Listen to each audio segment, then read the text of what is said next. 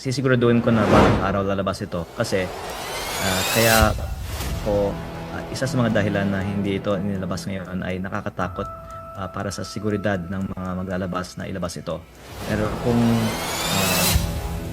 pumanaw na ako, nagbigay po ako ng instruction na ilabas yung buong Cabral Files. Inilabas na ni Congressman Leandro Leveste ang tinaguriang Cabral Files kung saan naglalaman ito ng mga bilyon-bilyong insertions ng mga mambabatas sa kanilang mga distrito. Nakasulat dito ang pangalan ng district representative pero hindi sila ang proponent sa buong budget.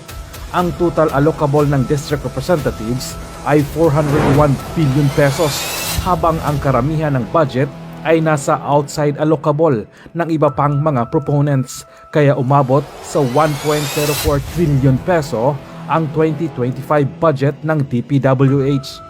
Mapapansin din na si dating Speaker Romualdez ang may pinakamalaking insertions na umaabot sa mahigit 19 billion pesos sa kanyang distrito.